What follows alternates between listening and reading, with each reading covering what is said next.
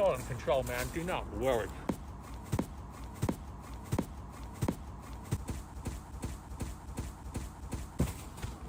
Fuck that.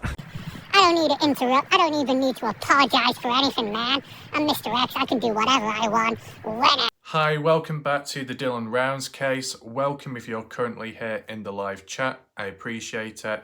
Today, we're going to be taking a look at some new interesting comments made by Black Dove, which I think happened last night and I just saw it this morning. One of them was deleted, the other one still remains, but that might be deleted as well when you check it out later. But, you know, we'll take a look, see what Black Dove has to say this time round, any key information on the Dylan Rounds case, any key people that stand out, and you can share your thoughts, opinions and reactions in the live chat as we do go along. There's also a few posts on Find Dylan Rounds Facebook page, read them out, see what it's all about, and then see where we are from there, okay? Also, today we might be doing some, or should I say, we might be using some editing feature which I've not done since the Kenny Veach M Cave coverage, so well over a year. So it might be returning back to that as well, which will be interesting. The editing methods can be quite useful in a way. So if you haven't already as well, take in mind, if you haven't watched my previous video, make sure to check it out. I'll provide a link down below in the pinned comment section. You can watch it after watching this if you have time, okay? So where should we really begin first? Well, I guess we could start off with the Find Dylan Rounds Facebook page because, you know, let people settle in, right? Not everybody joins all at once and we breach into it like that, okay? But what I want to say about Black Dove is, I'd say there's kind of a mysterious presence about him. And we'll get more into that later. And I'm starting to see patterns and trends, okay, in general with cases. And we'll get into that later. As for comments of the previous video, we don't need to check them out because there wasn't too many comments, right? Not too many questions, so that's fine. Let's head on over to the Find Dylan Rounds Facebook page now and see what's being talked about. Okay, so this is one of the first ones from 2 hours ago. So we do have a recent, I guess just like Dylan's legacy, prayers. There's a cow there. I'm just trying to think, do I remember seeing some wallpaper images like that in the past? Maybe. But, there we go, here's the proper one. By Cheyenne Hansen, saying, have Yal dug up the dirt where Yal found his boots? That looked big enough for his dozer to dig and for someone to hide someone. So sorry for all the pain that y'all have been through trying to find your baby boy. I'm praying for y'all. Okay, so let's see what's being said here. Short response by Jazz Girlson. Says, oh, okay. And Jazz confirms, yes, the dirt mound has been properly searched.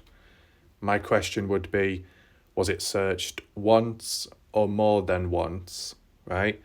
You know, you think about the pond being searched more than once in the beginning, and then fast forward to now, recent time, dug up. You know, I guess that's what we could try and do, a checklist or some kind of awareness of which areas need to be searched a second time round, right? And speaking of searching a second time round, just to throw into the discussion, if anyone can answer it.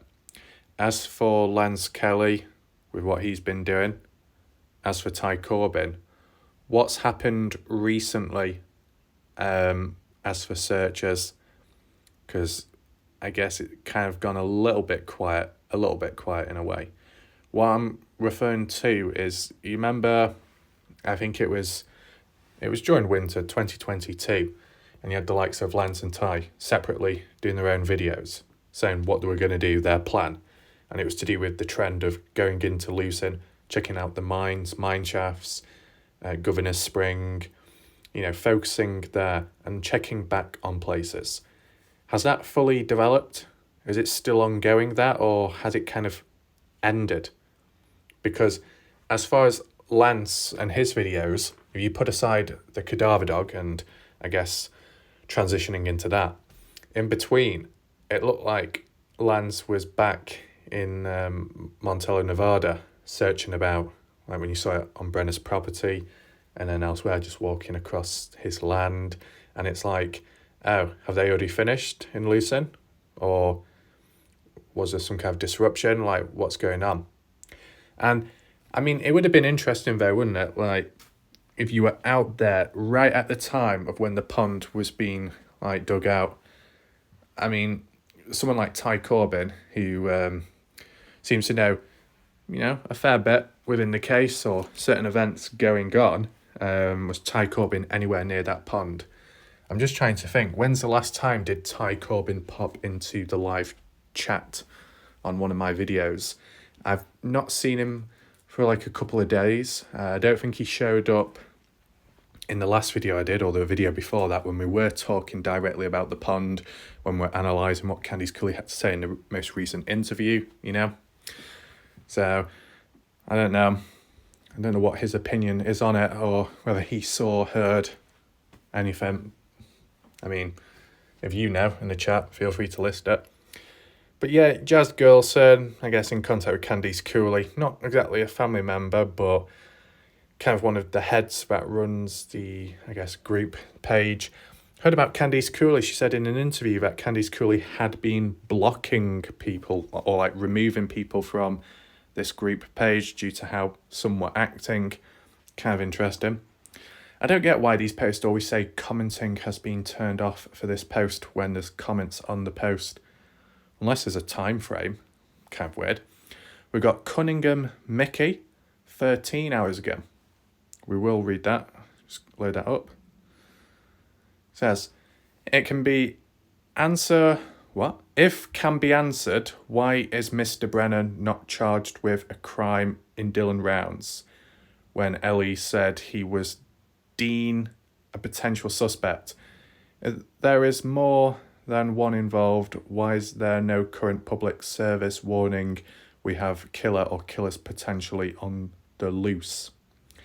This case sure has twist, and pray to God one day the family and all get justice. Okay, so Cunningham Mickey is giving Joy Perry a run for her money because this is even more incoherent than what I've seen ever before, right? I think when I was reading that ancient text out in that random language made more sense than this, but you see Jazz once again popping up. It says, Jim Brenner has been named a suspect in Dillon's disappearance and is currently being held on federal weapon charges. He is not out on the loose.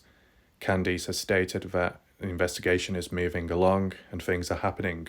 We just have to be patient.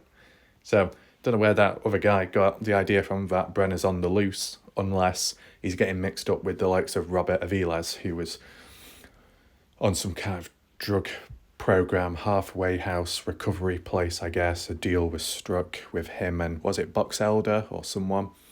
So he went down there, and then either a day later or up to a week, he left quickly, and has not been found since, supposedly. I mean, did he panic? Run away? Did he have to be somewhere? Does he feel unsafe? I don't know. Will we find out? Probably down the line. Probably be Ty Corbyn that comes in, maybe with an answer. I mean, Ty Corbyn, when I last heard from him on one of the videos, he was saying like, well, I've not really heard much at this moment in time. Not sure what's going on. But I think when he gets an answer, he will share it with people. Sherilyn Jacobs sending prayers to Dillon's family. Bring back Dillon. And says, he is held on other charges. Once they charge him for murder, then the time clock starts ticking. By delaying the charge, hopefully they are gathering more evidence and building their case. Yeah.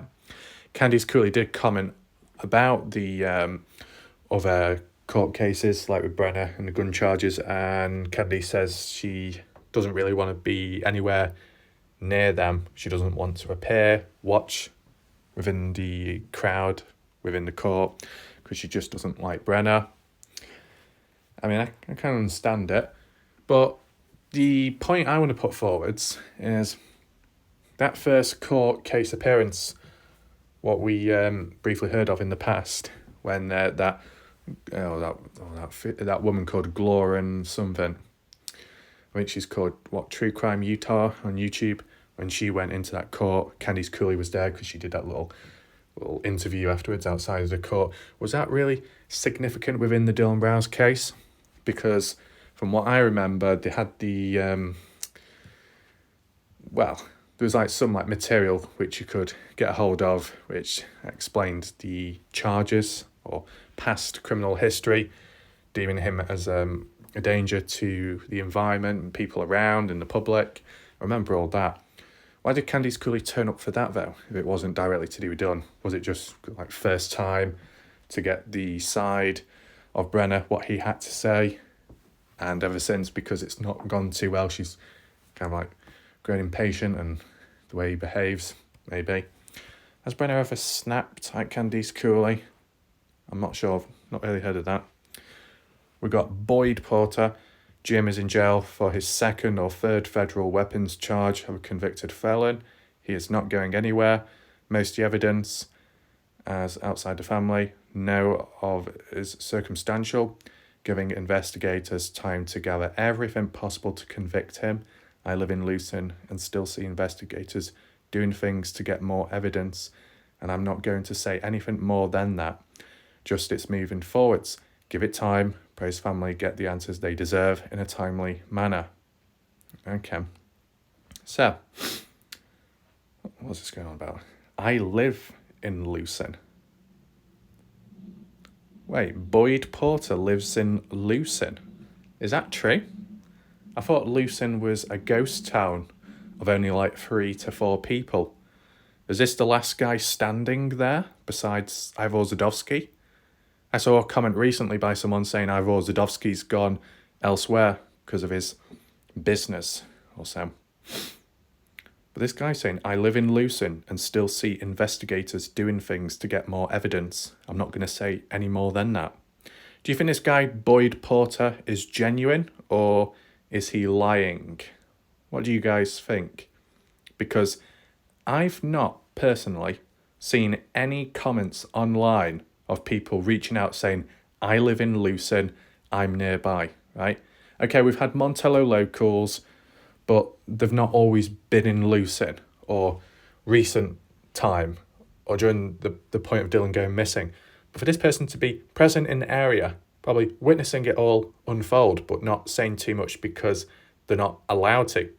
I mean, if the likes of Weezer, who's in Montello, who found out about the pond or earlier beforehand and was advised to keep it on the low, keep quiet about it.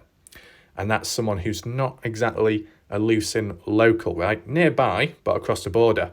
So anyone who's within Lucin probably has to keep an even more tight-lipped, right? That's the way I say it. Let's just see what the responses are.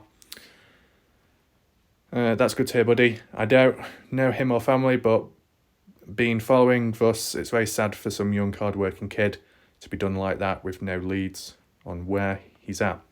Okay. Any other unanswered questions? What about the chop shop in Lucin? You remember that? When we were on Google Earth, we zoomed in. It was more far east, right? And you had that chop shop. Does anyone remember that? Well, those cars were dumped. Is that still there to this day? I remember some people saying they've not gone down there. They probably wouldn't. When it comes to recording, it could be a bit sketchy. The people could be a bit defensive, whoever's present there. But not heard any follow-up, any talk. And, end of the day, you could say, so what? It's not that of much importance within the Dylan Browns case.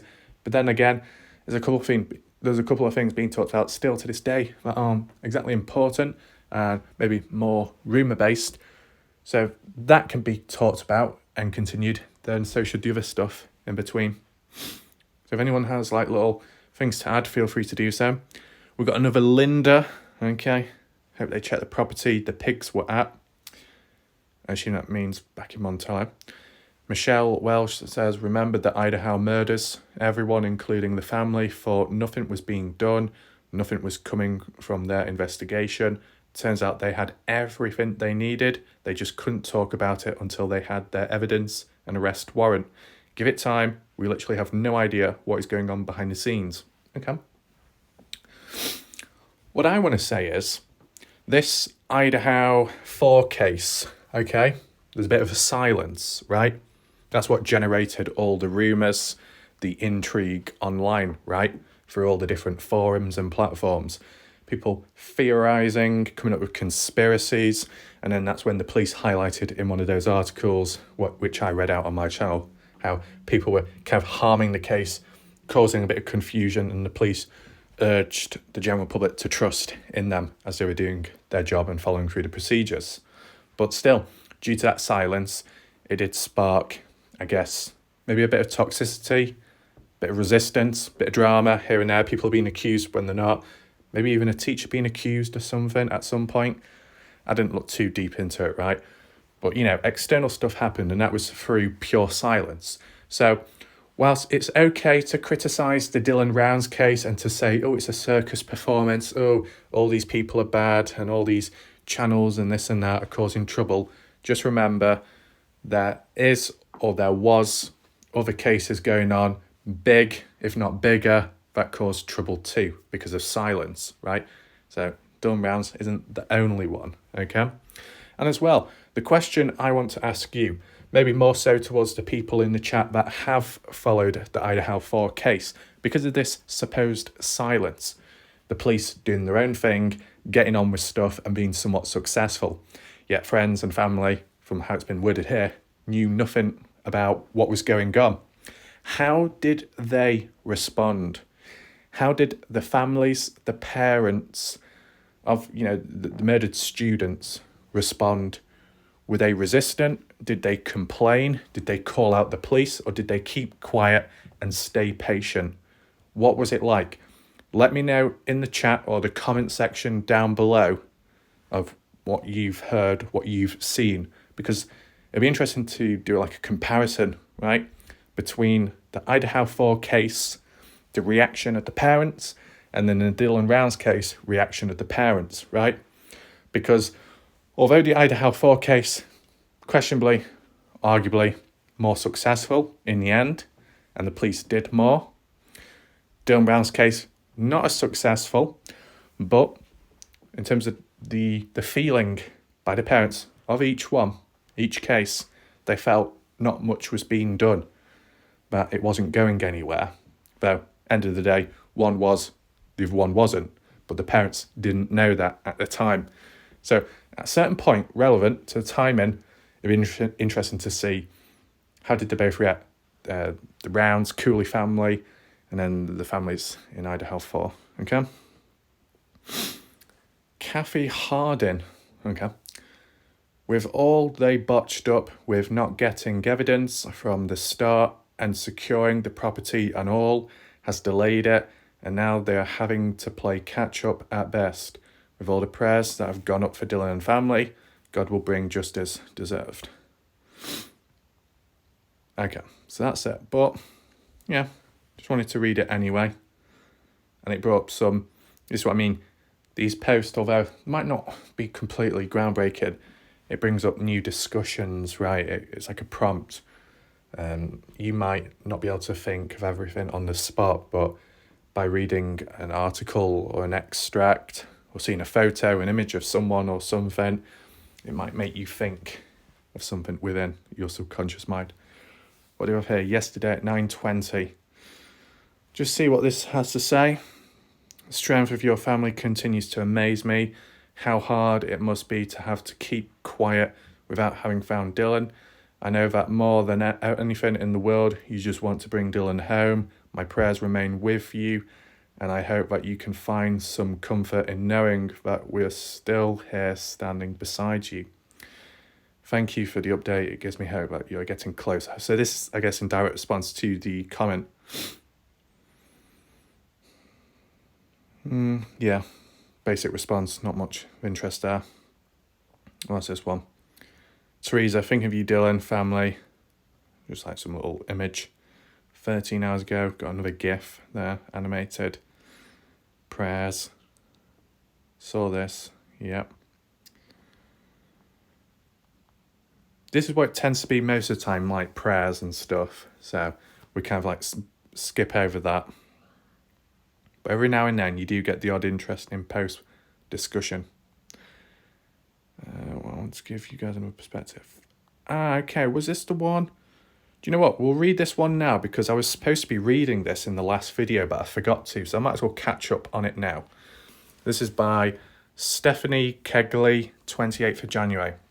And also, speaking of which, the video what I did yesterday, I actually made the day before, but because I was caught up in some in-game soccer tournament, I had to finish that off, which wasn't enough time for the premiere because it would have been last minute. And I know last minute premieres, not everyone joins because once it gets past a certain time, people think, oh, it's just not happening. So that's why it was done yesterday. And yeah, it was good, the people to show up and stuff. I think there seems to be a missing presence here and there within the chat. Maybe it's because of people from the past, people in the background who were once at the forefront of the chat. But I guess due to the structure, the flow, the focal points changing in direction, maybe becoming a little bit more distant, disassociation taking place maybe. I guess maybe. As for drama, I don't think it is the drama pushing people away. It might just be other odd things like, what's all this about, what's all that about, doesn't make any sense. But then again, I guess it depends what time people join as well.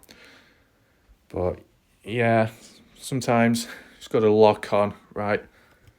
Because certain, I mean, it's not as bad here because it's not like hundreds and hundreds of people watching, but sometimes certain comments might get drowned out, okay?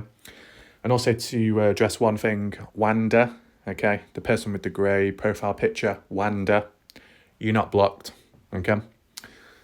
You're not blocked. Everyone should be able to see your comments, okay? I think some people were a bit caught up in discussions, so they probably didn't see your comments. That's what I mean. Sometimes when the flow goes in a certain direction, other messages get drowned out, okay? So if it's coming to the Dylan Rounds part, that can get drowned out too. But also, one thing just to acknowledge, the likes of Tom Evans, Weezer, still keeping the discussion going last night about Dylan Rounds, even well into the video itself when it was unrelated to Dylan Rounds and it was just more random stuff. So it was good of them to keep focus and the consistency about Dylan, right?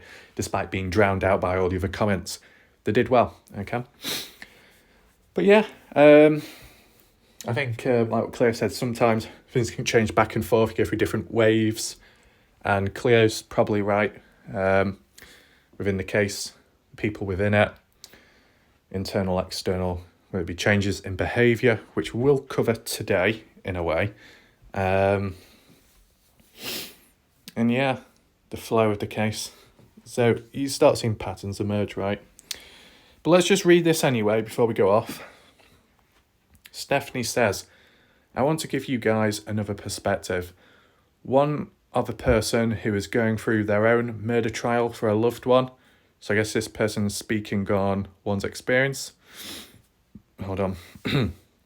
So she says, outside of losing a loved one in the most horrific manner, having to search for them, then fight for their justice, it leaves no room to truly grieve of them.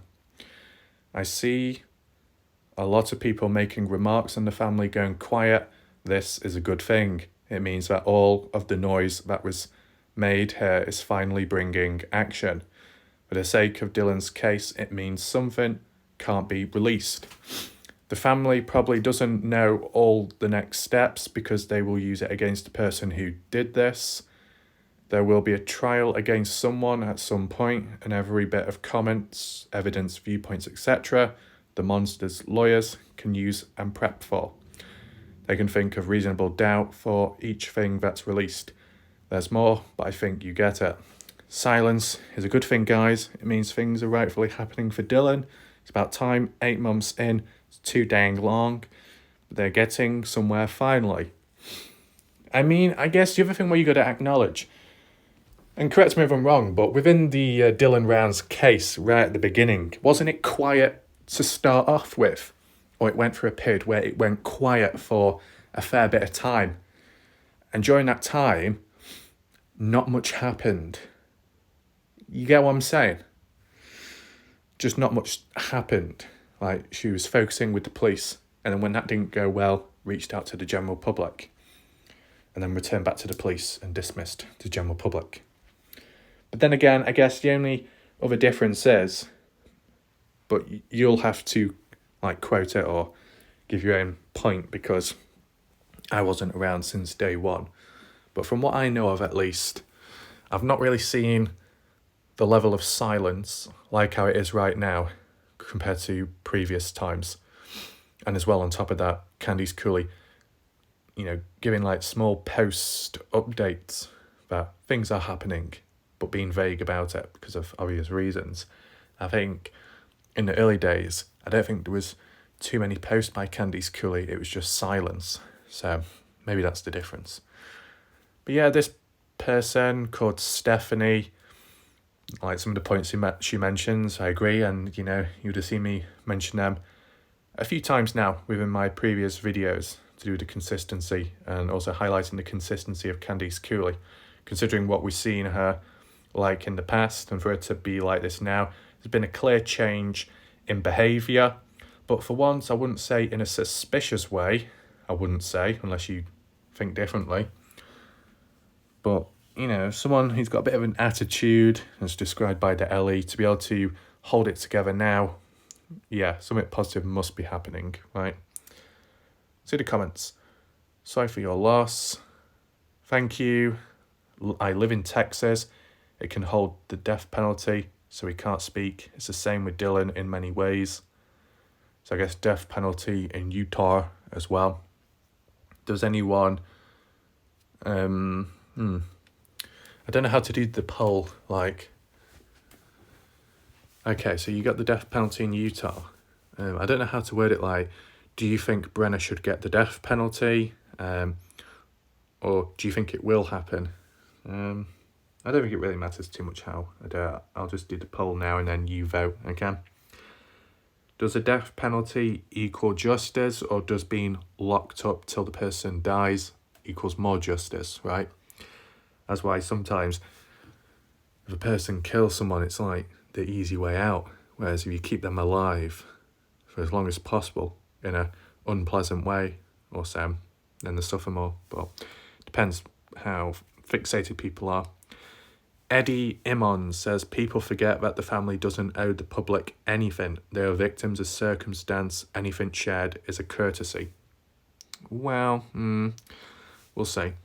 Stephanie says you are correct. However, because this group wouldn't stop, they're finally having movement in the case. I'm sure they wish they could tell everyone everything because it was the help of everyone. True. But to protect the case and justice, they can't right now. I wish I could speak out, but I wouldn't jeopardise our case. It's an awful thing we have to do, but one day we'll be able to speak out. It's going to take a bit. Same applies with Dylan's family. I freaking hate they're here too. Okay, so the person called Eddie saying the family doesn't owe the general public anything. I mean, most of the time you could say, well, yeah, but I think what you got to acknowledge, Eddie, when it didn't go to plan, supposedly, at the beginning with the private investigator, Jim Terry, and the family, when it didn't go to plan with the police cooperation with Candice Cooley due to issues there, Candice Cooley felt there was no hope, so she reached out to some of the YouTube channels to get her point across. She even said it provided a platform for her to share her voice, to spread awareness about the case and maybe other families who are suffering, like just awareness schemes. Candice Cooley clearing up rumours and BS, so it reduces the resistance. Candice Cooley directly reaching out to people saying, yeah, you should be volunteering if you want to search up to a certain point. Candice Cooley, asking and hoping that people on like the Find Dylan Wells Facebook page can show resistance and send emails and letters to the state of Utah because of the whole Box Elder County Sheriff's Office issues and the handling of the case by LE, as well as all the other things in between, awareness, all those posters. being printed off and spread about. Those seeds, stickers being sent out left, right, and centre. You know, the lot, all that going on, okay? Because the people that should have been solving it in the early stages, it didn't seem like it was working out. So Candice Cooley reached out to the general public. So technically, Candice Cooley does owe the general public. Okay, so it's kind of incorrect what Eddie Immons said there. But out of just down to common sense of not being able to release certain stuff because it might harm the case, the general public, most of them would be able to understand the situation. But still, the way they're saying that they don't owe him anything, well, kind of a bit wrong there. Francine says, I'm sorry, yeah. Kista Larson says, sadly, sometimes it takes that long, and even worse, not at all. Couldn't agree more. It's going to be years, especially if court cases come into play. For sure, I feel so bad for them, but there was obviously a reason they weren't being told things before too. Stephanie agrees. Something Ali can't say because it's something too important they need towards the monster. But in this case, until now, it wasn't. The case has been mishandled, in my opinion, until now. If it was handled properly, he would have been found along with more evidence. We would have had someone charged and waiting a trial.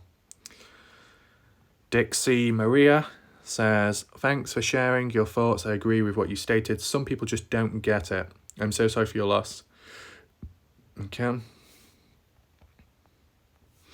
Stephanie says, it truly is. To have your loved one ripped away from you by a monster, to have to search for their body to lay them to peace, then to have to fight to get them justice.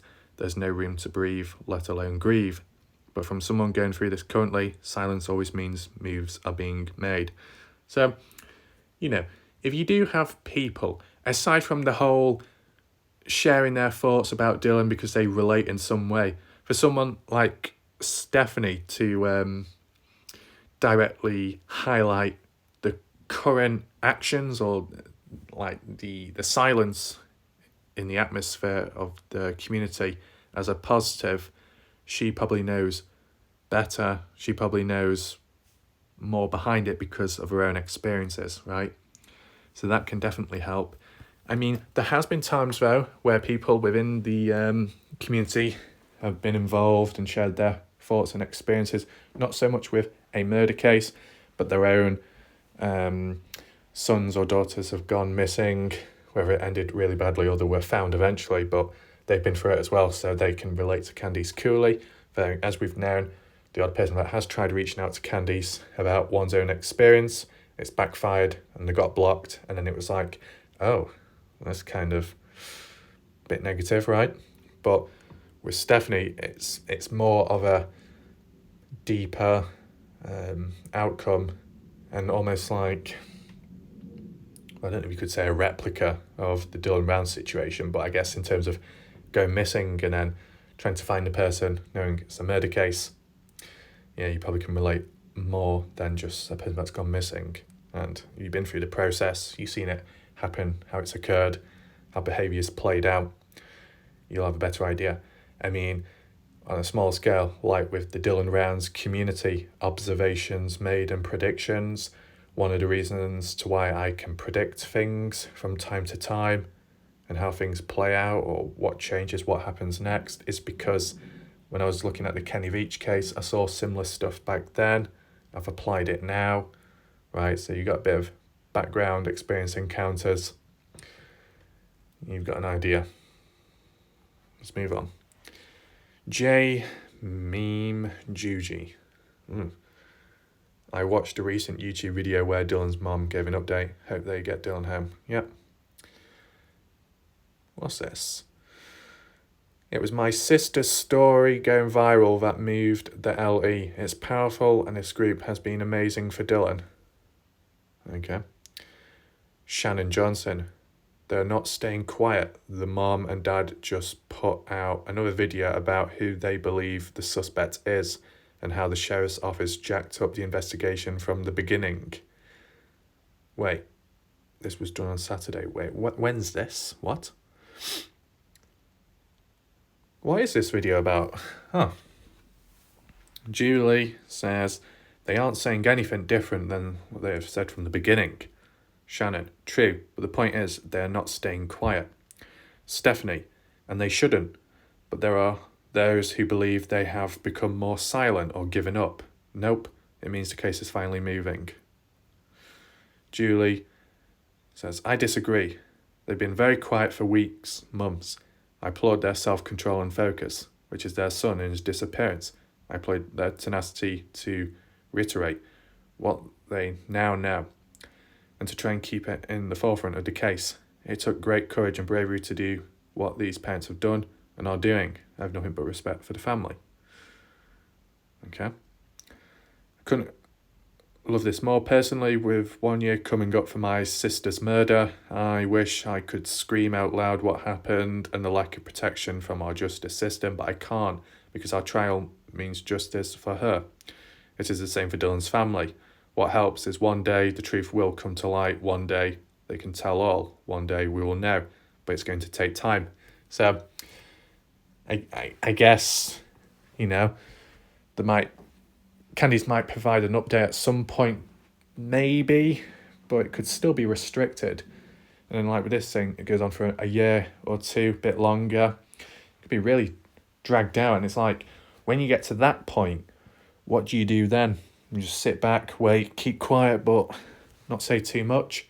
In terms of in the eye of the general public, people that cover the case, I mean, it'd be good if, how should I word this?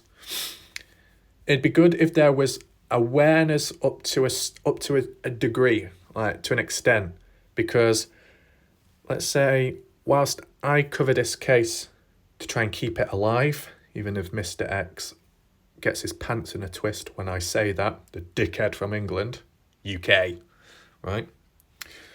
Whilst it's important to keep the case alive for as long as possible, what I don't want to happen is if it got to a point where it's pure silence from like the people within and it's got to the court case situation, kind of like I guess how it is with Stephanie here, where it's just like holding on, everything's in place or almost in place, but they're just awaiting, you know, the main thing to go down for true justice. And if that drags on for a year or so, maybe longer with the Dylan Brown situation, I don't want it to be pure silence, because how do I word this? If it's like all in place and then you've got someone like me covering the case trying to keep it alive, once it gets to that point, if one isn't aware of the actual situation of what's going on behind the scenes, then that one could be accused of dragging out or trying to spin the narrative on the Dylan Brown's case. I don't want it to end up like that.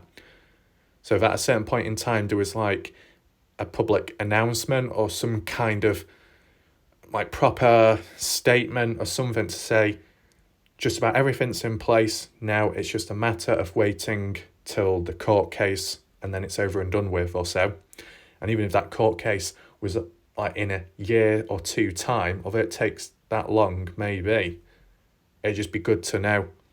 So then you're not forcibly, indirectly, unintentionally keeping the case alive, because then that's when it just is seen as bad and then it backfires and then, you know, it just causes drama, right? So, yeah, I keep the case alive as much as one can, but if it gets to like pure silence, I just hope there is some kind of proper confirmation, just so one knows where they stand, so it doesn't get messy, okay? What's this? Ligia Menendez. So she says, I truly don't understand what gives people the right to criticise Dylan's parents for anything.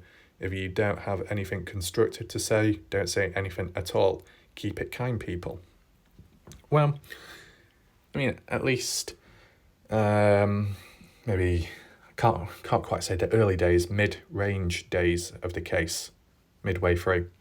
where the way Candice Cooley was talking about, I guess, some of the general public, the way she was criticising Ty Corbyn, criticising Lance Kelly at the time of when they were out there quite active searching for Dylan. It was like kind of a bit rude, considering people are, putting time into it and effort, maybe out there more than Candice Cooley is, I guess because they're closer by, but still they're doing what they're doing at the time, at least.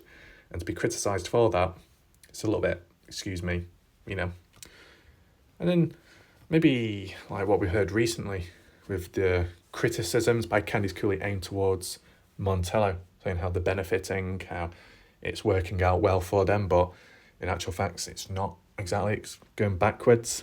So, and I guess a little bits of misinformation where Candice Cooley said not that long ago in one of the interviews of Doug's, saying how whatever anyone else says, it's just down to speculation.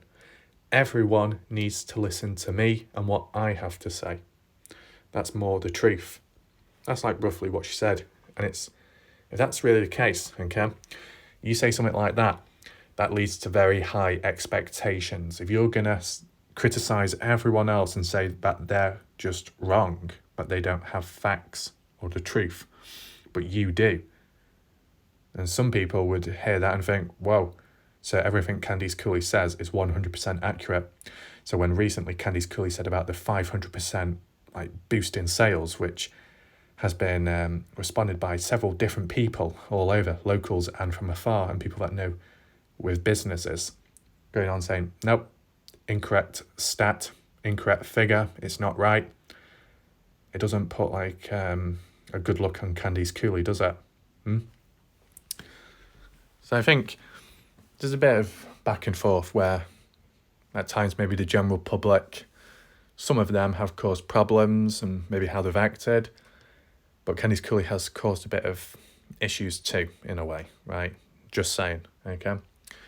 I think really the only humans that have caused unnecessary trouble, 100% unnecessary trouble would be, I guess, like issuing out the threats and the warnings. That's not really going to help the case. And I think most of it has been aimed directed either to the family, Candice Cooley herself, or just simply viewers that might watch a certain channel or transition onto a different channel, right? We've seen it how as people merge together, allegiances are made. Sometimes it makes you become an enemy of someone, and then it can lead to things backfiring. People have experienced it firsthand. But then again, maybe that's what happens if you're not as balanced. But though, if you're just simply a viewer watching videos and you get attacked for that is kind of unfair, because you're just simply listening in to one side of it at that time. Let's just move on. Stephanie says, I agree, but I used to be that person, questioning why this or that was happening. Then it happened to me and my family. Now I was living that true crime movie, but in real life. I now get why things are done a certain way, why you have to be quiet, everything. Sometimes it's hard to understand if you haven't been through the horror of this. This is my reason for the post. I know how much each person who has still fights for Dylan means to the family. It's not like they don't know, they don't want to share everything, it's just that they can't right now. Lugia says exactly, we need to always be respectful and try to ask questions to yourself. Yeah. I'd never wish to walk in the shoes of these parents. Okay. Lewis Burrell says, people need to understand Dylan's parents are living this nightmare. This isn't some true crime case on 48 hours. This is real life. 48 hours? I thought it was 60 minutes America or 60 minutes Australia. Well, my thing is something else. How anyone could admonish or put down his parents and or family is beyond me. I mean, the people that have put the family down, without the balance, just gone right after them, right in. That's because they've been suspicious, or they've had call-ins from people showing their side of the story, their supposed negative experiences and encounters with Candice Cooley or Justin at some point in the past, people reaching out. And then I guess it might influence some of these YouTubers and then start going after Candice Cooley. I've questioned Candice Cooley on and off, of course, but I've done that with just about everyone else, okay? There's a reason for that. Anything else here? What's the response? Yeah. Carrie says, it saddens me that this young man was murdered. Did anybody gain anything from this crime? I mean, it's a good question, in a way, right? If we're always returning back to the whole motive situation, was it down to money, jealousy, being able to take control of the place, something like that? I mean, up to now at least, it doesn't look like anyone's really benefited, right? I mean, could you say Brenner wanted to do an action like that so he gets put in jail and then he's living better accommodation, better food, more stable? Maybe you could say that, but then again, Brenner doesn't have the luxury of being able to walk in the open with his horse, steal stuff, use his guns.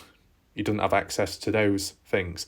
So whilst you can obviously say Brenner is probably living better off now than what he was doing beforehand, Brenner technically doesn't have that freedom anymore to do all the other dodgy stuff and his guns, which is one of his favourite things, right? So I don't think Brenner did what he did purposely to get put in jail and then eventually in prison. I don't think it was because of that. Obviously, snap mentality is always there in play and up for discussion, right? But if there's anyone else involved, right, whether it be direct, indirect, physical, or just keeping quiet, what do they gain, right?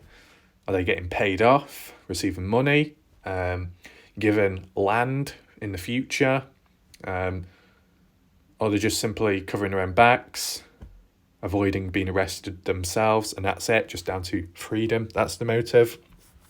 So you could split it down into two. What's the motive behind the killer? And then if there are other people involved, what's the motive of them for being quiet, right? So it's like a two-way thing. I don't think we can quite structure it as a poll unless I can think of a certain way, but just at least talk about it down below, your thoughts about it, okay? And then finally, thank you for sharing this, such meaningful perspective. So I think that rounds up that part. Right, so as I said, that's put aside now because the rest of the post weren't anything of interest and we looked at the latest stuff, okay? Let me know if any of that was of interest. I guess we can do a poll now at least, okay? So like how we did about the forum in the past, just going through it page by page every now and then, or maybe a bit more than usual. As for the Find Dylan Rounds Facebook community page, do you want continued coverage on it? Similar to what we did today? Yes, no, feel free to vote. I mean, when it comes to the real breaking news or the real announcements, I can understand why people would want to hear about it. But as for like the post, what we looked at today, which weren't by Candice Cooley or Justin, were just by like people on the page that have joined, but sharing their thoughts and starting discussions and sharing their own experiences. I mean, it can start some interesting discussions off. Tom himself here, Tom Evans, has acknowledged that there's been some interesting discussions throughout the months on, I guess, this channel, on the page, the comment section, the chat. So that's a positive to see. Does it work externally too? Well, you can vote and can continue to cover it, or maybe just cover it when it's really hard hitting, maybe. But just see what people think, of course. Now, what we need to do now is look at Black Dove, okay? From the looks of it, there was a past account in the past. Can't remember what it was called now. Black something or something Dove. I think the person's gone through name changes with time, like maybe during the early stages with Jim Terry and Doug doing their coverage on the Dylan Brown's case, and it was like Black Dove was under a different username back then, and then it changed to simply Black Dove. Don't know the exact reasoning behind the name, the meaning. We've also seen the other user name called White Dove. And at one point I was thinking, are they related, both of them? But I think it was just simply a coincidence. White Dove is a member on this channel, but I've not seen much of them for some time. Maybe they're watching in the background, okay? I guess we'll see, of course. But my opinion of Black Dove, I guess it's because he doesn't show his face. He might not always be there 24/7. Well, maybe he was in the early stages, but not as much now. And when he has gone quiet, he has faded away just like that. So it's a kind of mysterious. He has a mysterious presence about him. And because of him being a little bit anonymous in a way, a little bit, as I say, because in some of the live streams in the past, he said, oh, I'm living in Florida. So kind of giving away where you're from, but not the actual identity, right? Not masked, not wearing a mask, but just not showing the face.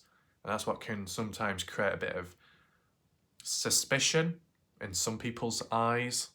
And then for others, more intrigue. I wonder who this person is. I wonder what his name is. I wonder what his age is, etc., etc. Maybe some of them have been like answered, such as age and stuff, probably like in the 20s. But like all about first time impressions. And you hear Black Dove talk, right, in a video, whether it be a recent one or in the past, right? You can't see him. He just appears like that. He seems somewhat well-spoken and clear in what he says and seems to know what he's talking about as well. And you think, oh, okay, let's see more about this. And then for him to just vanish at times, it's like, oh, you feel the missing presence. Well, not me, but other people have with time, okay? You can share your own personal experiences if you wish to down below, if you've had encounters with Black Dove over time, okay? I'd say my own experiences have been neutral, they've been okay. But in recent time, Black Dove has started leaving comments, as we've seen previous on my channel, though he deleted both of them. So I was only able to read like a little extract of it. And behind his tone of voice and the language used, you could sense there was frustration within him due to how the case has been handled, I guess, within the community. That things have not been truly looked at, that other narratives have come in and drowned out the truth, maybe, right? And because of that frustration and feel like not getting anywhere, not being heard, it makes sense to walk away, I guess, right? I mean, I guess some people could come in, criticise and say, oh, walking away, oh, that's not good. But, you know, some people can only stick around for so long and cover something. And if everything's falling on deaf ears, you know, what can you do, right? Not much. As for the Brookie situation, when Brookie walked away from the case, that was different. She walked away from the case because, I guess, in the eyes of most people, she was exposed as a liar. That didn't work out. And when Candice Cooley herself, in that interview back then, like directly called her out, said, you know, if you've got something to say, you've got something to prove, you have something, release it, or, you know, contact me, you know, never happened. So, yeah, got called out, ran away to lay low, okay? As for Black Dove, that doesn't seem to be the case. He's gone away at times because the voice, maybe of his or of others, aren't being truly heard, and that's what the problem is.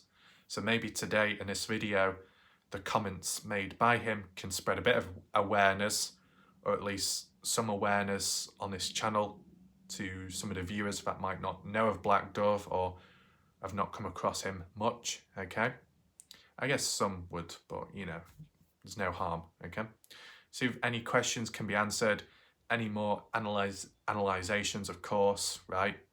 What I also do want to say is, speaking on that pattern of the likes of Brookie, you know, how she said, oh, I've got this, I've done this, I've done that, and then called out by general public, nothing happens, called out by a proper family member like Candice, then goes quiet properly and runs away.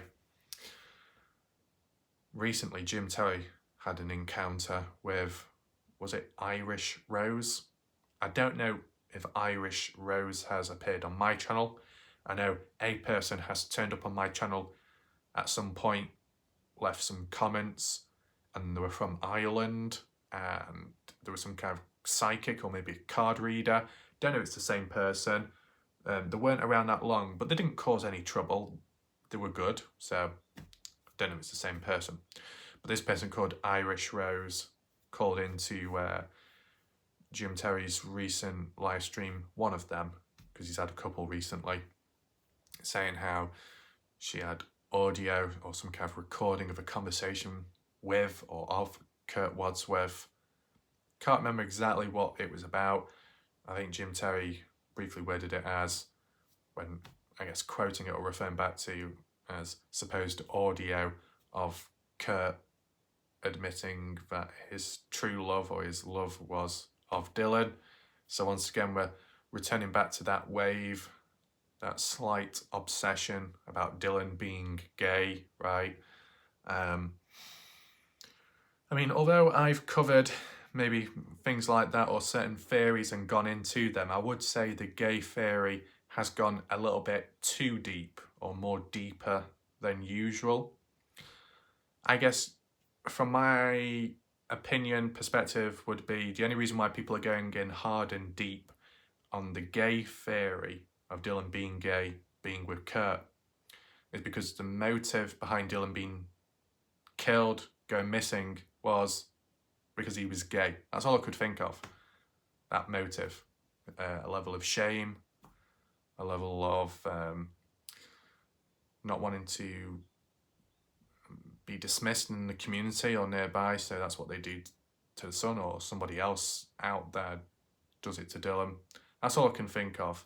Because if it wasn't because of that, then it's like, if it's got nothing to do with the motive, then so what if Dylan's gay or not? Does it really matter? You know, stop forcing it down the throats, like how they do it with all those movements. You know, if he's gay, he's gay. If he's not, he's not. Oh well.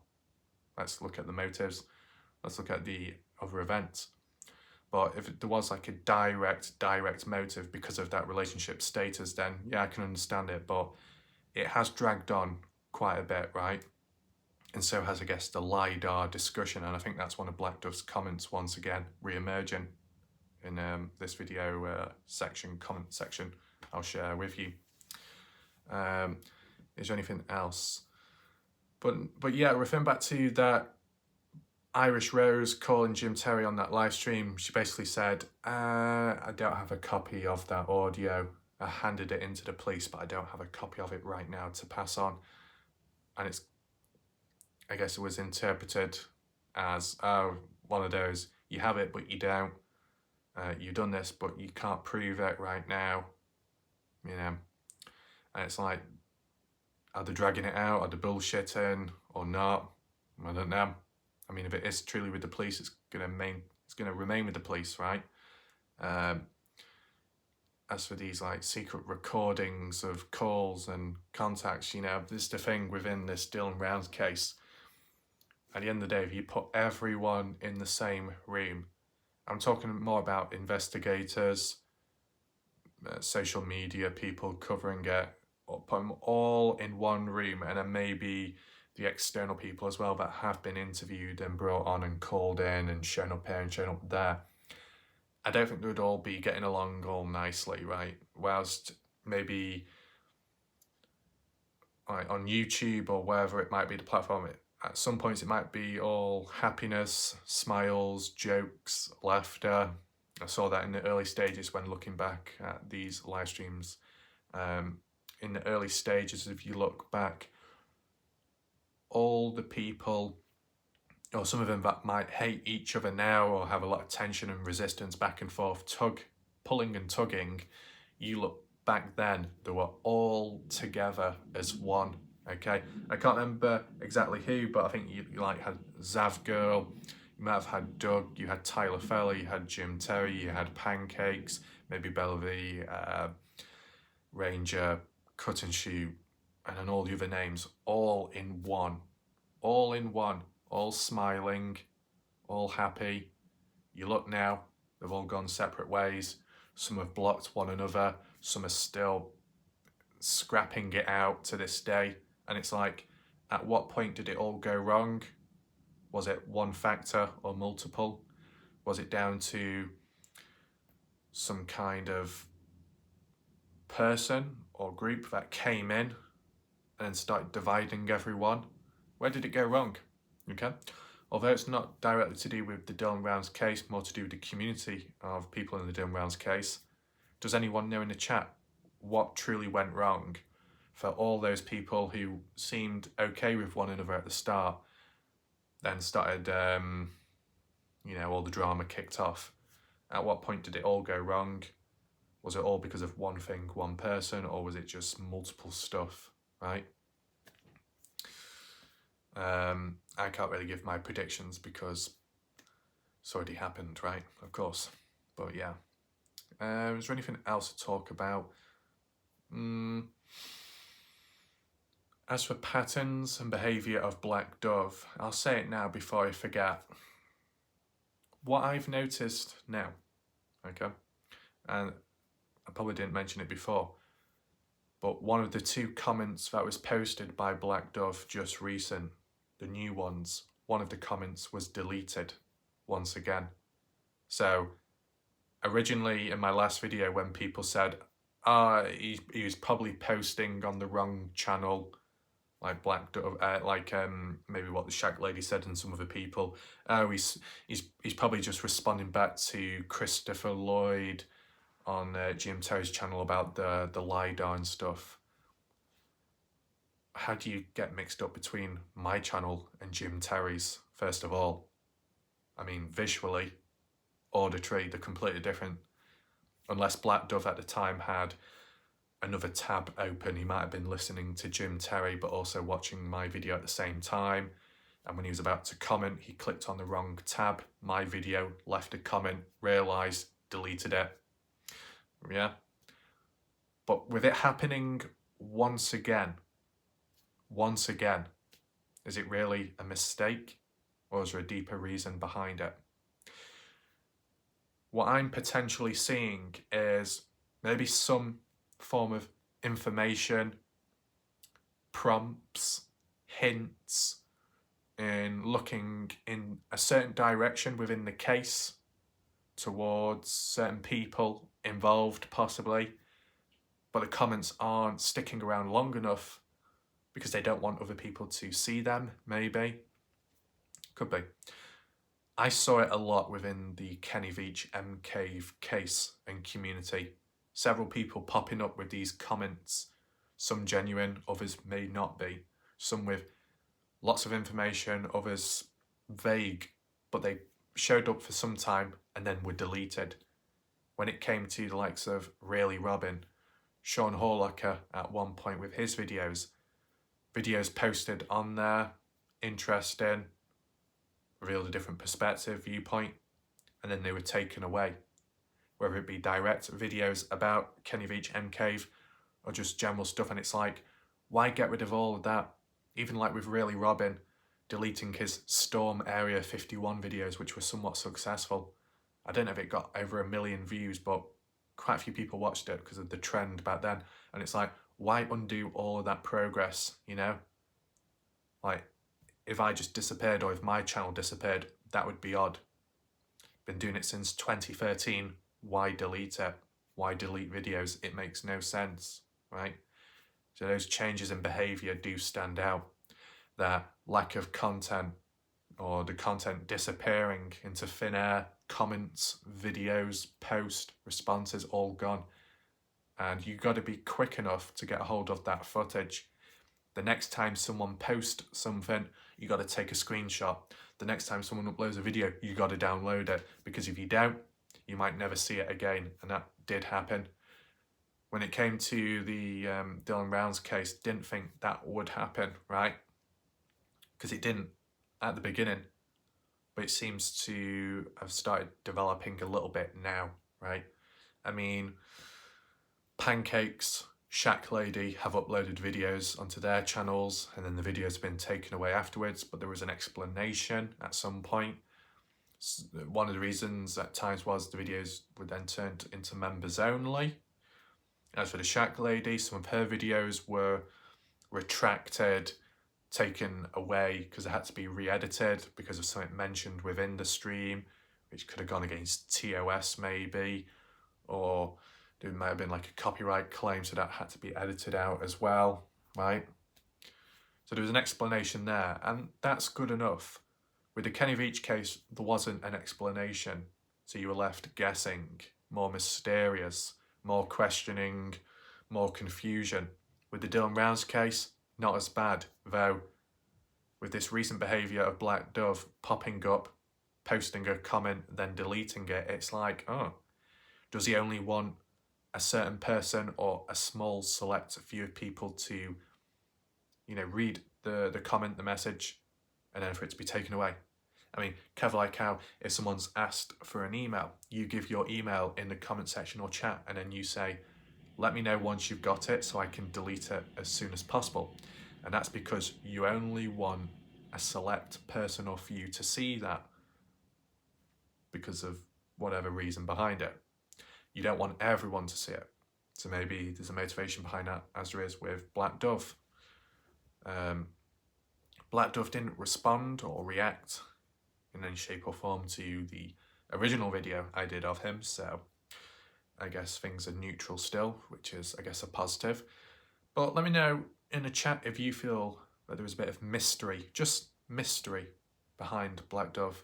I mean, yeah, we've been talking about what does he look like? He's never shown his face. Well, you think that, but technically he has shown his face, okay?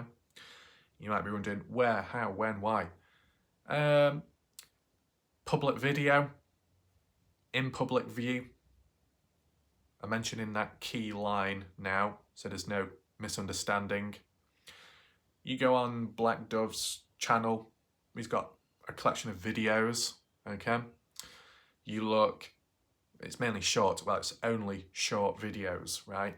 There is music playing in the background, so I can't show you it because of copyright, but I can show you like a screenshot. And one of them, I believe, posted the 29th of September 2022. So, you know, it's relevant during the time of the Dylan Rounds case, of course, right? I think Black Dove only really popped up on YouTube when the Dylan Rounds case came round because of that relating to Dylan.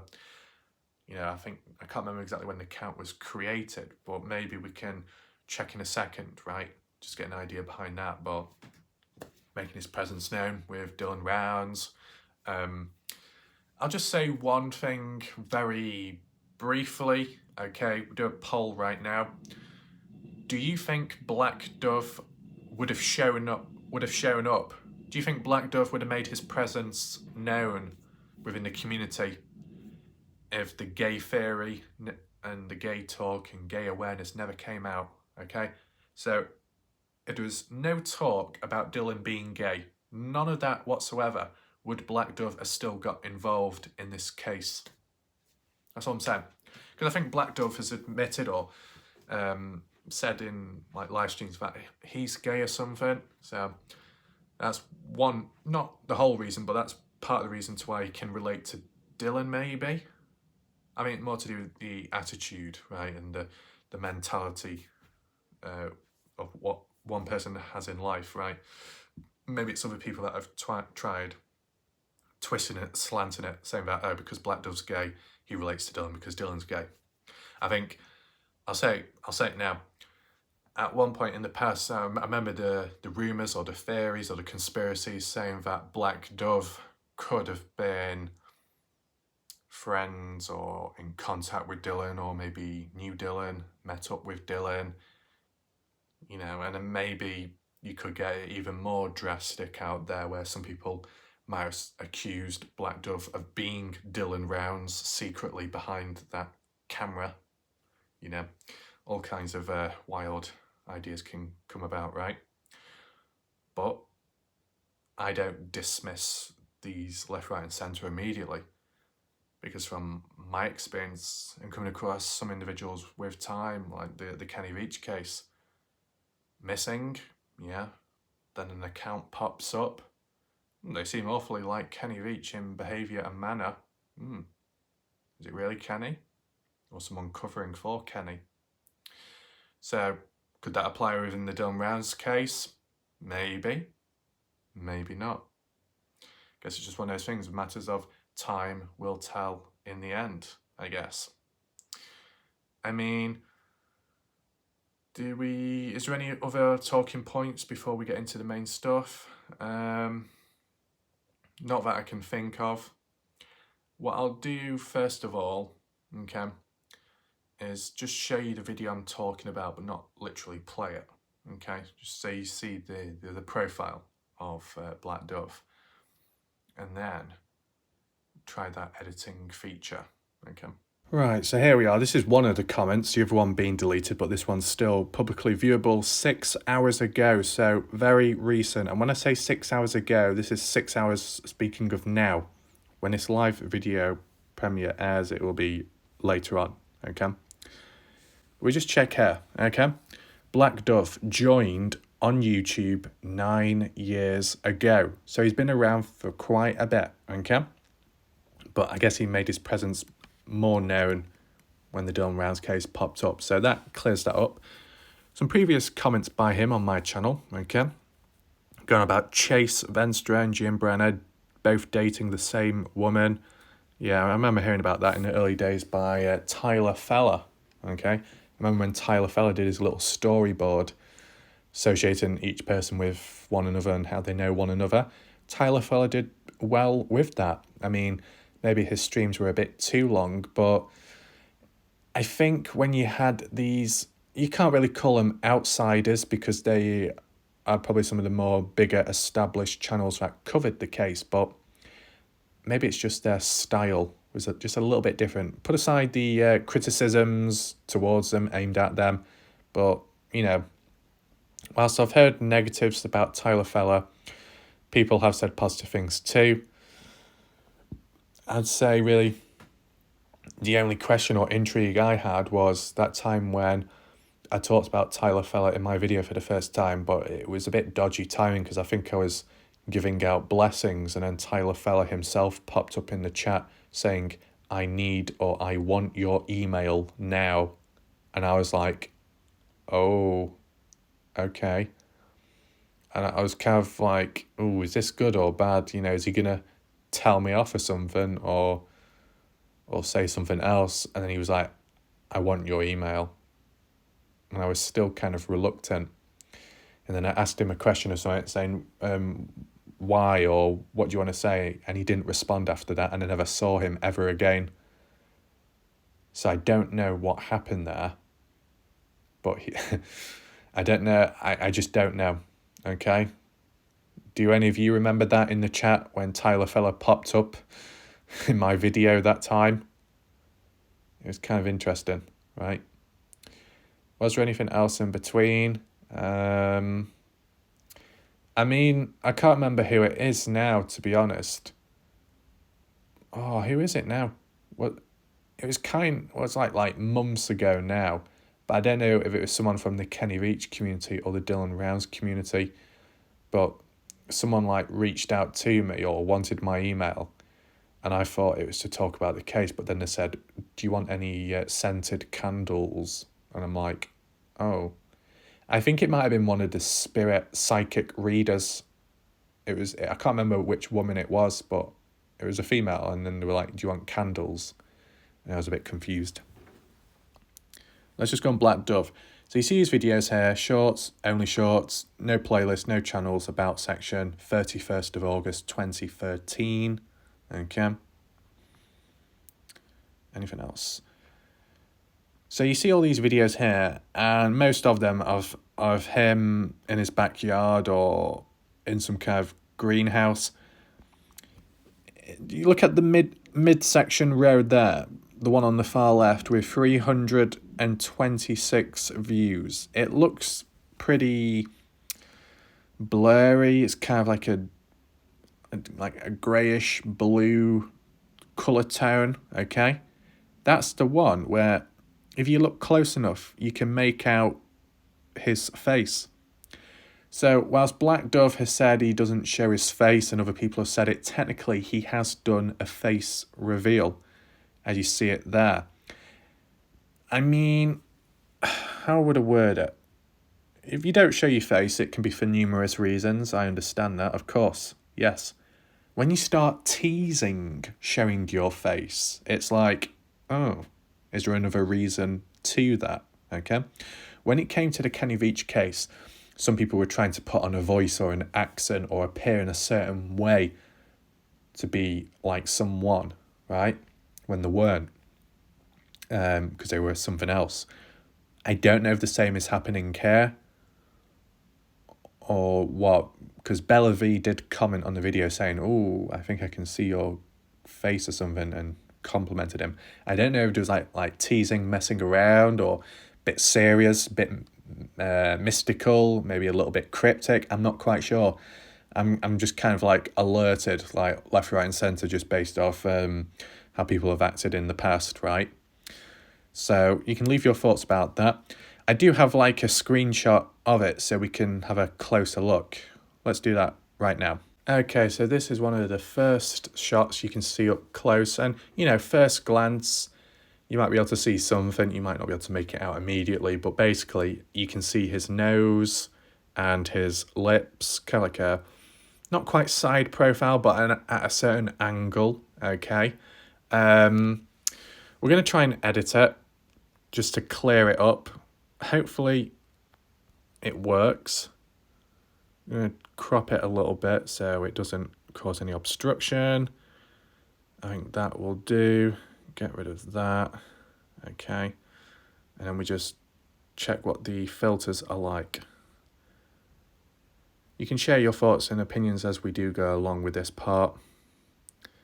Can you see his eye? No, not quite. You can see the facial cheeks. I think there might be a clearer version as well, because he does move around slightly. Share your thoughts, opinions, and talk in between as I just go through this, just to try and make sense of it. Take in mind, but if the brightness on your screen is low, you might not be able to see what I can see. So you might have to increase your brightness, okay? That makes it too dark, that makes it too light.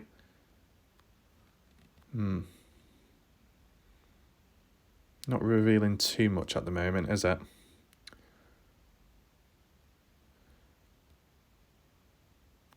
Might have to move on to the next one. Vibrancy, you don't really want the colour changing though. Warmth, sometimes is a positive, you increase it to get a bit more accurate to like the skin tone of a person, right?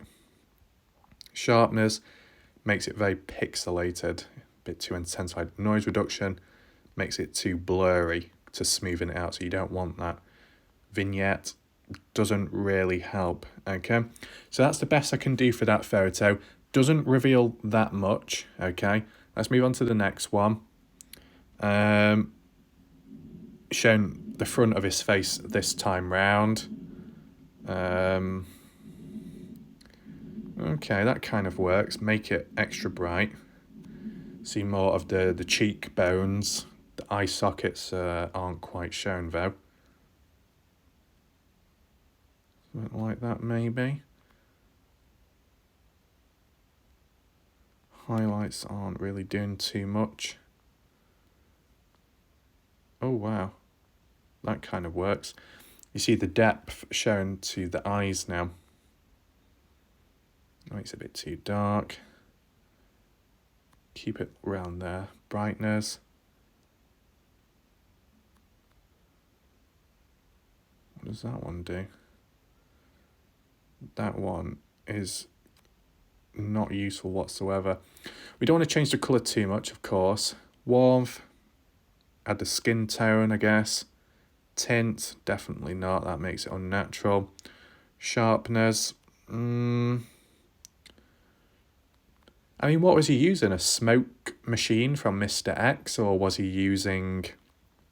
what else could it be? A filter, like TikTok, Instagram. What you're also seeing is you can see what's revealed now is his cheekbones, his nose profile, his lips, his eye sockets, kind of his eyebrows and forehead, right? Yeah, you know, it does help if you step, if you're too close to the screen, the further you step back, the more you can see it better, okay? And if you like angle your head to the side, you can make out the person's face more. From the looks of it, they've got no facial hair, at least hair, okay? Now, I think what we should do is move on to my preset image, okay? I did do an edit earlier on, fine-tuning it, and I think this one might be one of the clearest photos of Black Dove, okay? Here we go. So there you go. So, yeah, the colouring is blue, but it was just to reveal the face. It is pixelated, but that's just how it is because of the colour tone and the actual image quality of the video itself. But you do actually see the face profile, the outline of it emerge, right? You see the eye sockets where it goes in, where it's dark. See the nose as well and the shadow from it casted. You see the lips as well. I mean, we could probably make the colour tone a little bit warmer. I think that's possible. And it even like shows a bit of his neck area as well, as you see by the pixels, how it's detected it. Hold on a second, let me find it. We need to find, not shadows. What about shadows though? I mean, ooh, you kind of want it dark enough so you see the depth of like the eyes, right? I need to find the saturation, warmth. Yeah, we need the warmth, don't we? Kind of looks more like abstract art in a way. It's just kind of like fine-tuning it. You get what I'm saying? Shadows.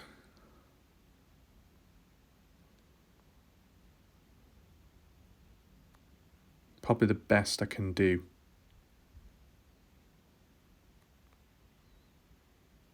Yeah. Vignette, does that really help? Not really. But yeah, and then this is the final one. Now, when I look at this photo, for some reason, it reminds me of Dylan Round's. The facial shape, the nose profile, it actually looks like Dylan Round's, in my opinion, which is kind of odd, a bit weird. Let me know your thoughts. But this was kind of like the clearest photo I could get.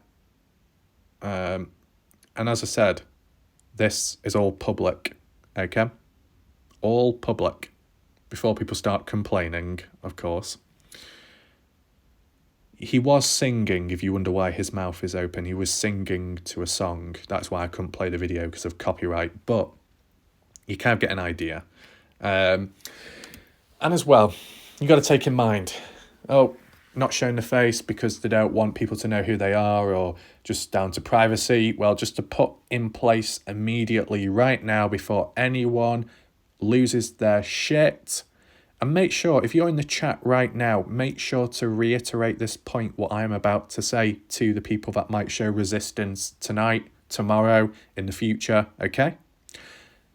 This is a screenshot from his public video of him technically, publicly revealing his face, okay? This is just a slightly enhanced image. All public material in the public eye, okay? No TOS, nothing like that gone against, okay? Just wanted to make that clear.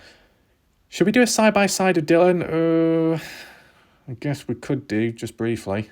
Okay, so I just wanted to do just a tiny little side-by-side comparison, just in case anyone was confused or started thinking down the deep end. Here you go. You can share your thoughts and opinions in the chat, in the comment section after. What do you think? Do they look similar? Do they look the same or completely different? Okay. I would say they both look different as they're different people. Ooh, no shit. But at a quick glance, I kind of feel like they look the same in terms of the chin, how it comes down, in terms of the not so wide, small mouth, kind of similar to Dylan on the right. As for the nose, that nose seems to look kind of similar. The eyes, you can't make out the eyes, so you can't quite compare. I mean, sometimes the eyes can give it away. I mean, I think previously we have done like side-by-side photos or so, right? Where you look at supposedly two different people, but you see if there's any similarities or characteristics visually speaking, right? You'll know what I'm talking about, Christy. Yeah. I'm joking. But yeah, you do like side-by-side comparison.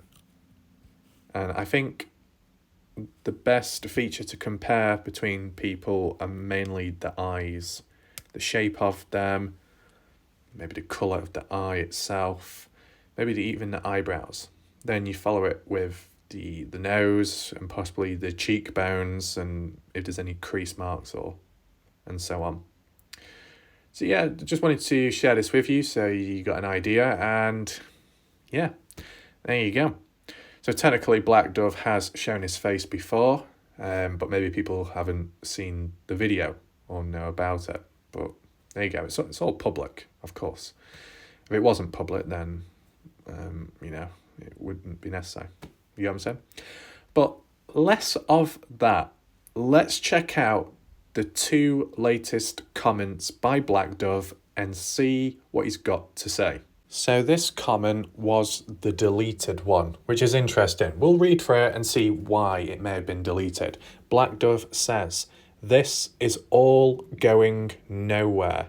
YouTubers bickering does nothing. If anyone cared, they'd all talk together. In brackets, perhaps they are, and all this drama is for show." Do I agree with what Black Dove is saying? I'd say true at times, people arguing over one another, but I feel that probably occurs more during live streams, interviews and call-ins, right? It's all live, there's many people present all at once. But when you get people that do like independent videos, singular-based videos, which don't incorporate anyone else live at the time, you don't have that bickering. But then maybe when it comes to a comment section or a live chat box, maybe that's where it follows through. But I think it's worse, the bickering verbally rather than text-based, okay? With Black Dove saying, if anyone cared, they'd all be talking together, okay? Question I have, I know Black Dove has appeared here, there, everywhere, and on these different channels, panels and call-ins. Has Black Dove already tried bringing peace? Like, has Black Dove in the past tried bringing everyone together or not? Just a little question I have. Anyway, Black Dove goes on to say, as for the supposed LiDAR, planes flying over Candy Cooley's house, that's bullshit. The guy who said it was an RC-135 Cobra ball flying out of off-cut AFB. Air Force Base? Does that mean off-cut Air Force Base? So we heard this by Black Dove in the last deleted comment to the LiDAR and an RC-135 Cobra ball and missiles and stuff. But he's bringing it up once again. Now I think the comment is a bit more relevant here because the video he commented on, I did bring up about the LiDAR. I think it was more to do with the Justin's house with the LiDAR, possibly.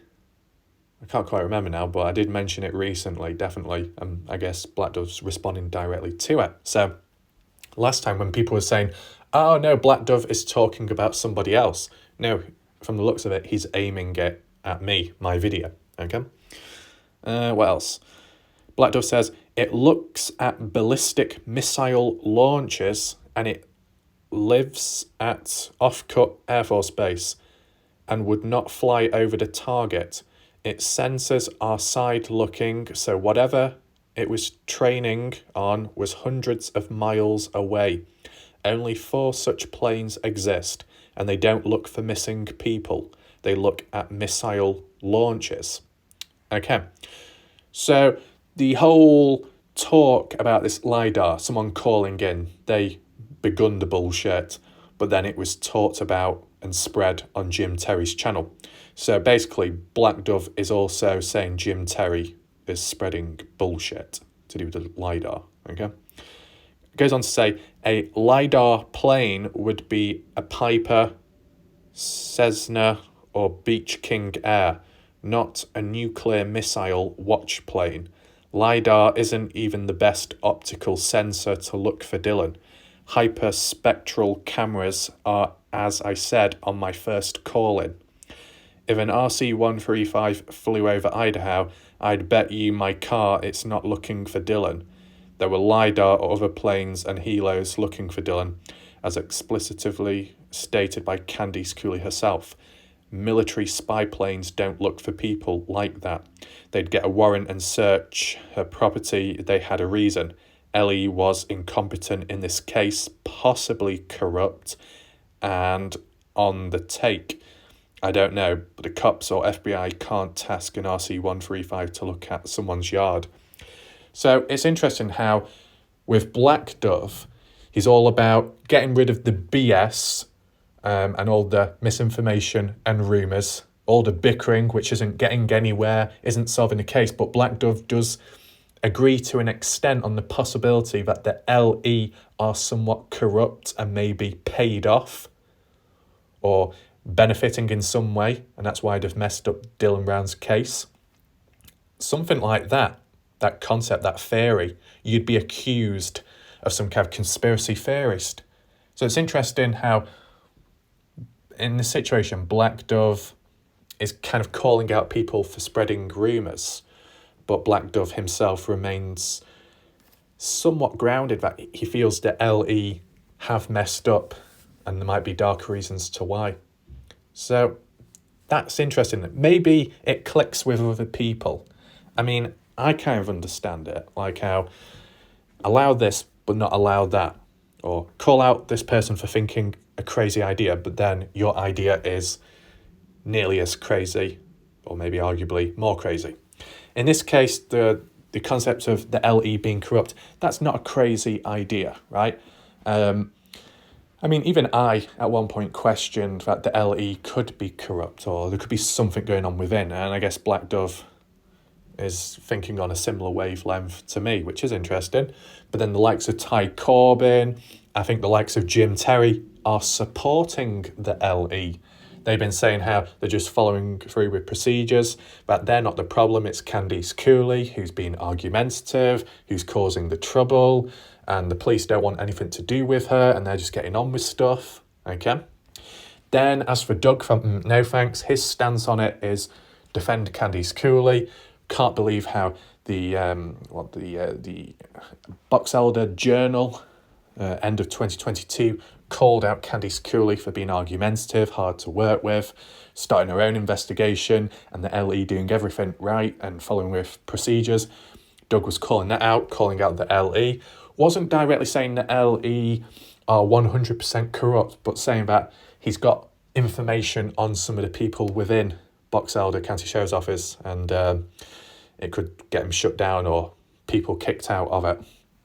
So that's just like a little explanation of people's stances, how they see the LE. There's been a fair few viewers spread out within the community that believe the LE are just doing their job, getting on with normal procedures, nothing different to see here. But then there are some people that do think it's a little bit dodgy. What else was there? Yeah, there's a little continuation extension of that. He also then said, you ask a lot of relevant questions in a calm, dispassionate manner, but there is so much technical misinformation in this case. Most people don't know what an RC-135 is, nor what it looks for. Same with all the cell phone forensics, hyperbole and conjecture. If you know how this stuff works, you can filter the BS, the hyperbole, and it's a mysterious black box, so let's just create weird theories. I think this is the thing. This is my take on it, okay? Well, first of all, I think Black Dove is being positive towards me, so that's good of him. I think Black Dove's language, the way he words things and structures stuff, and the usage of some of the words he uses could be considered maybe a bit more advanced, or like just how he words and groups things together. Right? You might read it and think it's something cryptic when it's actually not, but it might just be the way he structured it, the foundations of that paragraph, the sentence, okay? Sometimes you might have to look a bit too hard into it to understand, other times you just quick glance at it, and I think in this case, I can understand a bit about the technical misinformation, it's the usage of equipments, the actual practicality of the drones. Even Candice Cooley highlighted it recently, saying how people were getting confused with the drone, what it could truly do. Some people getting confused that it was ground penetrating, it could penetrate into the ground. Candice Cooley saying it can't do that, it just simply checks for soil disturbance, and then it can run it through certain programs which are kind of limited, but the Locate app or the Locate software is actually more useful based in that environment. There might have been bits of misinformation with cadaver dogs, what they can do and can't do, or not knowing of when they can be used and when they can't, but then Candice Cooley clearing up with the temperatures, 34 degrees Fahrenheit, is it? It's got to be above that, I believe, and if not, it won't work. Yeah. So same applies here with some of the more advanced equipment, or equipment that's been associated and grouped within the case which plays no part, like this RC-135. And for someone like Black Dove, who appears to be interested in, I guess, aircraft, planes, from how it's been worded, from what other people have said, I can understand him being frustrated, It's a bit of a balancing act as well, because you've got to understand other people won't know everything, but, if you know quite a bit and then you come across a lot of people umming and ahhing or getting it wrong, it could be a bit frustrating on yourself, because you want to clear it all up, but maybe you're not able to, you don't have the time, or it takes too long to explain maybe, and then it leads to more frustration. But I'll give you my take on this whole situation. So the bit where it says, if you know how this stuff works, you can filter out the bullshit, okay? What else? There's so much misinformation. You know how I filter out the bullshit? I don't think about it to begin with. If I'm not aware of something, then I can't talk bullshit. If I'm not aware of a rumour, then I can't spread it. If I've never heard of it before, then I'll probably not hear of it again. That kind of thing. Sounds a bit weird, that, but how do I word it? There's been times, might have listened into a live stream randomly, heard a certain point made, kind of sounds interesting, or there's a bit of a presence atmosphere behind it, and other people are like, oh, wow. And it kind of just glances past me. I hear it, but I'm like, yeah, it's just not good enough. Or the phone call by someone calls in, oh, yeah, I'm going to tell my story. I'm a Montello local. Oh, yeah, I come from around here. Yeah, I've experienced this. And it's like, but are you really, though? Okay, a phone call, someone confirming this or confirming that, you could see it as evidence, but it could be anyone behind that phone. It could be set up, it could be planned, pre-planned before the show starts. Yeah, anything's possible, right? That's why sometimes I like more physical, visual evidence, like if there's an article that pops up on screen, some kind of document or some kind of photo, and you can compare before and after, like how I've done, enhance it to make it a bit clearer, a bit more hands-on that. You can look at it, read it, analyse it, interpret it. Where there's other stuff, just like a bit of auditory, you're listening to a person's voice, a little conversation. It could be anything, right? So yeah, some of the stuff brushes over my head, right? The BS and the rumours and stuff. When I do cover possible rumours or uncertain talk, I don't go too deep into it, right? That's the thing, you don't go all in. If you go all in, you go down the rabbit hole, you get lost, you don't know where to go from there, you've got trust issues, it's a complete disaster, okay? And as I've demonstrated extensively within the Kenny Veach case, you can cover BS, you can cover a load of BS, and you can also clear it up at the same time, right? Providing you've got the right people around, maybe, you talk about something, you cover it, someone comes in and says, well, I contacted that person, they don't even exist, they're an imposter, and it's like, okay, well, that's cleared up, and so on with all other kinds of stuff. And because I'm able to maintain and balance both covering drama, covering BS, covering possible truths, covering possible theories, alternatives, and also keeping something alive, all at the same time, it's doable, but not for everyone, okay? So there are ways to filter the BS, alternatives to what Black Dove has said, and then there's also ways of dealing with BS and not like avoiding it, okay? I mean, the point of filtering it is definitely efficient and it's needed in a case, but I think it's also worth clearing it up, because if it's talked about, falls on deaf ears, gets forgotten about, it's not been explained. So down the line, it might re-emerge, submerge, or whatever you call it, and then people are talking about it again and questioning it, re-questioning it, or a new person comes along and then the trend begins all over again.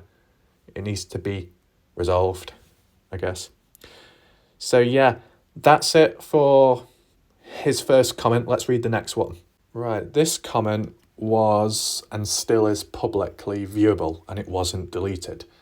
So the way I see it, the first time with both comments being deleted some weeks ago, you can internalise it as, oh, wrong channel, posted them both in the wrong place. But this time around, with one being deleted, the other one not, it does make you think maybe it does seem more meant for this channel, his response. But let's just read it. Black Dove says, all the really interesting stuff has faded from the discussion. Interesting. The people Mike King talked to, they live by Dylan's Shed Road exit and said, we're sure he was murdered out there. The lady whose neighbour who saw Dylan leaving at night and coming home, her son was accosted by Dylan's friends, searching early on. Her story was important, yet forgotten. And of course the searcher who found potential evidence, but the cops didn't want to investigate because it was hot and they had to watch. The rancher's wife calling in. Well, one of the rich ranchers that had a problem with Dylan. Or the fight Dylan allegedly had with the 3 old dudes before he went missing. Kurt, Don Hately, James Brenner. The old men sided with each other against Dylan. And John Lee Hornback, the old RSO who Jim Terry alleged the social worker that Candice angered him with claims that they did the same thing to Dylan they did to the girls. They got me to call into Tyler's show. What happened to all that? Yeah, the phone was found close to the ping in Lucin Pond. There's only one Lucin Pond, by the way. But all these things I mentioned still seem relevant instead of just reading comments, interview people and do a live show, disrupt the status quo. Now, I mean, I guess that section would probably apply more to the Shack Lady with her style, right? The Shack Lady, you could say, is like a bit of a talk show, right? Interviewing all these different people, all these special guest appearances as well. And obviously the length of time the discussions go on for. I guess she's got, well, now, I don't know, but I guess if you was to guess, you could assume, but that's not always the case, that maybe the Shack Lady may have contacts other people don't have, right? That's one way of looking at it. But as the Shack Lady said, there's different styles within the case, right? Some do this, some do that, compliment one another, Some are better performing here, some are better performing there. That's how it works. As for all that was mentioned up there, did I know of that personally? No, being realistic. I guessed a bit about possibly the argument with Kurt, Don, Haley and Brenner. I heard there's some arguments about that, but I think that might have been a different argument. Do we need to analyse it anymore? I mean, one of these things where, because I don't really know of it beforehand, I can't really analyse it too much here. But I wanted to do is just share this comment with you, because from a Black Dove's point of view, interesting stuff not been talked about before or brought back up into conversation. And if it's witnesses, key people that may know something, they need to be interviewed. But then again, you could actually argue and say, whoever these people are out there, whilst it's good to, I guess, appear on YouTube and share their thoughts, opinions, etc., to disrupt the status quo described by Black Dove, what they should actually be doing is reaching out to the police directly if they believe that they know something which has not been covered before, right? Because you think about it, who has shown up in like live streams that have talk? Someone like Kurt Wadsworth, right? Anyone else in between? I mean, Chase Venstra, appeared on Jim Terry's live stream interview thing, but that was members only. Don't know much about that. But the likes of Kurt Wadsworth, at least, Taylina, and maybe some others in between. Yeah, they've done the interviews, they shared their side of the story, which is good. But as said, the really important stuff, the really important information tends not to be talked about on YouTube, as it would harm the case, right? So whilst it seems like really important, you need to interview this person, you need to interview that person, what's the point when the real important stuff can't really be talked about on YouTube because it might harm the case? Really, the best thing that person could do, providing they want to, would be to reach out to the police or reach out to the correct authority and then pass it on over, whatever it may be, a statement, some evidence, material. I guess the only time when you would need to interview someone is if you need to secretly get their confession or, something like that. But then again, you do it without consent, it can lead to its own issues, right? And I think within the Dylan Rouse case, there's been people that have made attempts to try and record or document this and that. Whether it was successful or not, that's another story. But yeah, it's always good to have a form of cooperation, right? But in addition, if there is anything truly important, then it needs to be a bit more behind the scenes, a bit more private. I mean, if it's happening at the moment with Candice Cooley, all that stuff moving forwards, whatever it may be, then the whole concept of interviews, is it really necessary now, or could it actually harm the case more? Because you think about it, whilst yes, you can acknowledge the people that have interviewed people in the case to try and make sense of it, quite a bit of effort has gone into that, the timings, the meetings, deadlines, getting the right people on, asking them questions or just listening to them talk. It's good what those people have done, whether it be Shaq Lady, Jim Terry, Doug from No Thanks, Tyler Feller, possibly, Zavgirl, etc. And once it's all good, you can also balance it out with negatives and say, did it do much good? Or did it just fuel possible drama, possible rumours? Did it just simply provide a platform, a space for someone to voice their opinions instead of actual facts? You know what I'm saying? There will be some interviews or some moments of genuine discussion where they may relate or talk about a past event which happened, but then filter that out. Is the rest BS or kind of gossip? I mean, the key thing what the Shaq Lady has done in recent time is her titles of her videos have said like Dylan Round's Gossip or the latest gossip, right? I mean, some people it might sound bad that, but at least it's highlighting that whatever you're about to watch might not be 100% true unless it's properly stated or proven in some way. You know what I'm saying? As for like my videos, call it Dylan Round's discussion because it's just a discussion. There might be some parts which might appear or seem very, very, very important, but if they're not for certain, then there's no point titling the video very specific. I tend to do specific video titles when there's a stronger point to look at, or it feels like there's a bit of evidence or material to back it up with, right? I know at times evidence and material can be false as well, which really doesn't help, but I guess you eventually find out, providing you have like shown it or covered it, because there's a thing, at times you reveal something, providing you can, of course, and you believe this is evidence to back up a point, a theory, a concept, and then it might get challenged down the line. And that's kind of a bad thing, but at the same time it's a positive, because if it can be challenged and it can be like disproven with actual evidence, then it's just yet more progression in the case, or just progression in clearing up all of the rubbish that's about. So it makes it easier for people to be able to look into it. It might not make it easier for the people that are currently around or returning, well, just like people that have been present.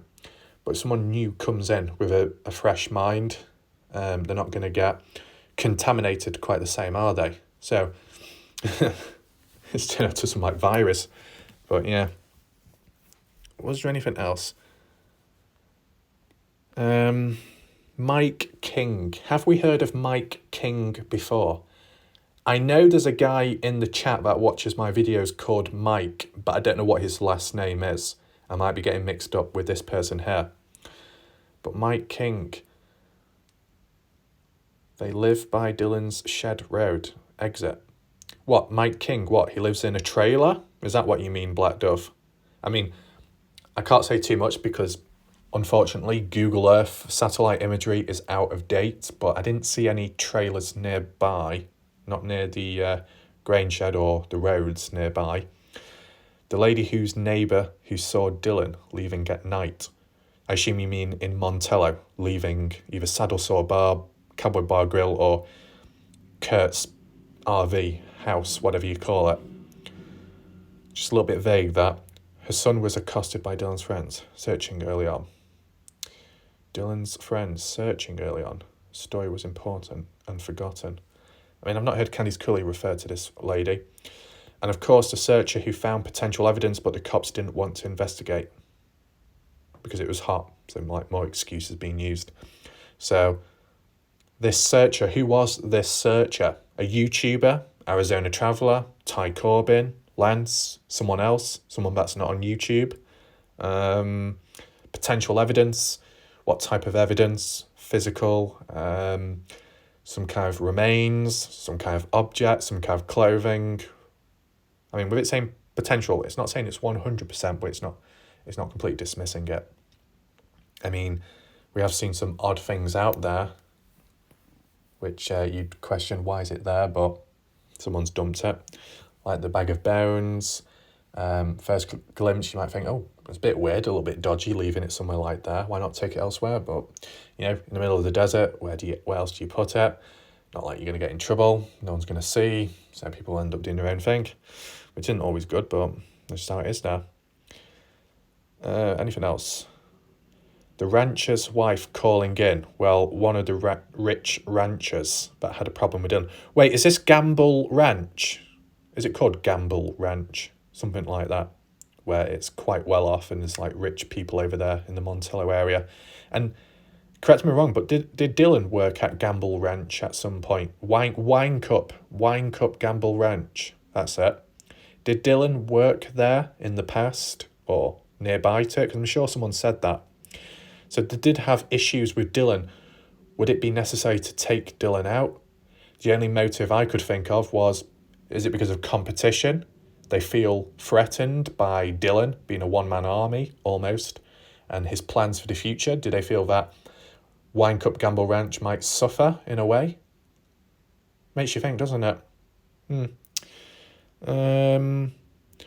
Or the fight Dylan allegedly had with the three old dudes. So Kurt, Don, Haley, James Brenner, they all know one another. They're kind of like friends with one another. Don and Jim Brenner know each other closer. Kurt is kind of a friend of Brenner, but not as deep.